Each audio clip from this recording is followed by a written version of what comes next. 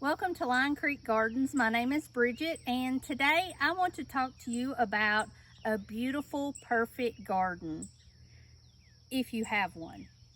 However, I do not have one. So let me show you some of the successes and failures that can go on in a garden, in everybody's garden. So we're going to do a quick little tour, and I'm just going to talk over what I'm showing you. So come on, let's go. There is my chocolate lab. His name is Arthur. He is the reason that the garden is off limits to puppy dogs. Here is just a quick overview of what the garden looks like. It's very important to have a place for your loved ones to hang out. That is my grandson's water table. He enjoys it very much.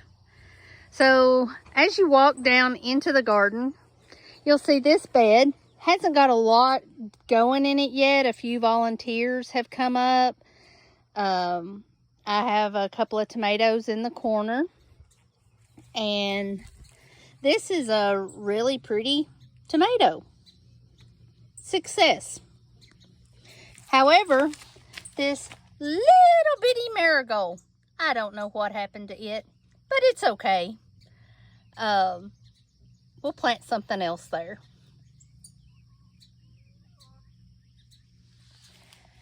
In the center there is my kiddie pool full of just about any kind of plant. It's got still brassicas in it. It has my echinacea, just a lot of different plants. If I don't know where to put a volunteer that has popped up somewhere, it goes in the kiddie pool.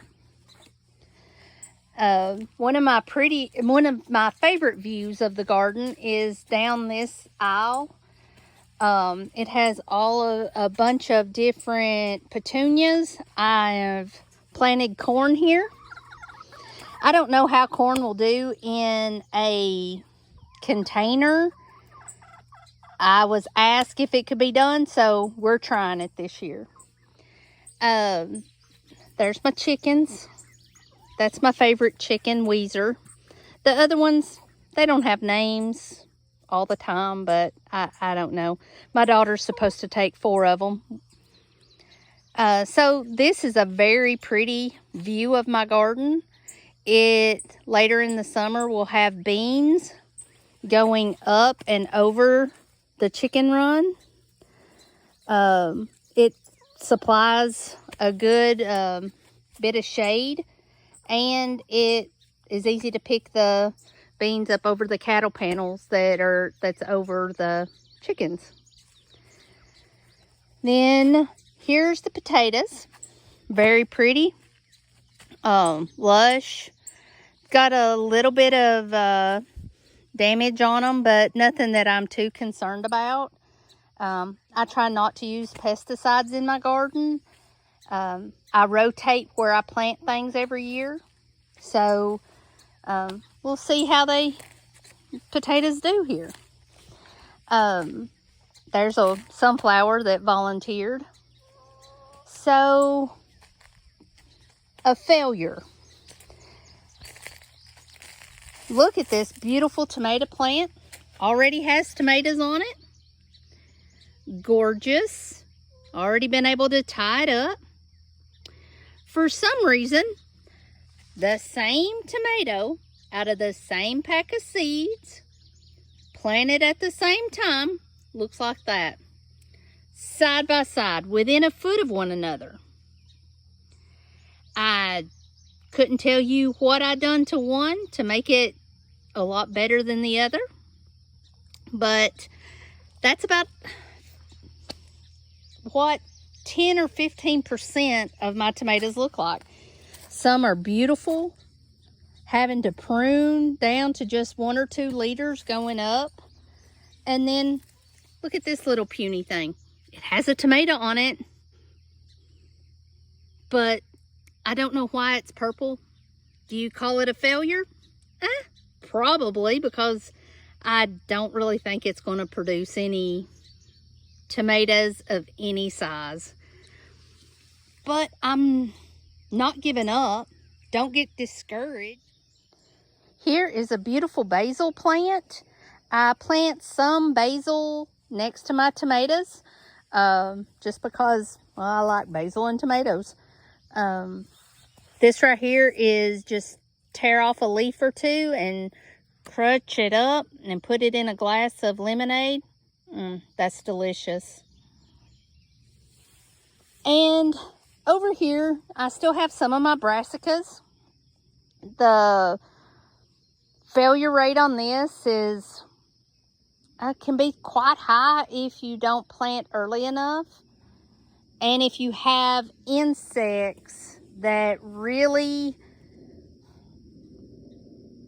a lot of insect pressure, I guess I should say.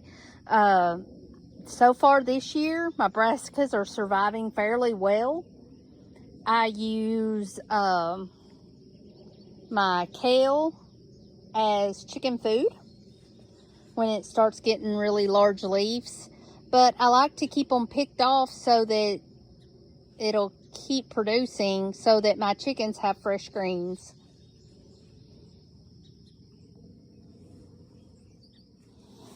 Moving on to other things that fail.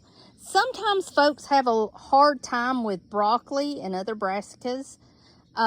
If you don't have a lot of pest pressure and you can get it out early enough, in Tennessee we have such a short window of spring. Sometimes the temperatures just get too hot for your brassicas to actually produce anything. But like this little broccoli, I don't think it'll make a head of broccoli, but for the majority, the other heads have been about this size, which that's a nice head of broccoli. My family eats a lot of broccoli. Here is another example of what I'm talking about, the tomatoes. Success, I'm calling this a failure, but I'm okay with that. Just because I always plant more than what I need to provide my family a year's supply of food. I also want this to be a happy place. And if I'm dwelling on, oh my gosh, that tomato plant looks terrible, I don't know what I've done wrong, I'm not enjoying my oasis. And my garden is absolutely my happy place. Till next time. Bye.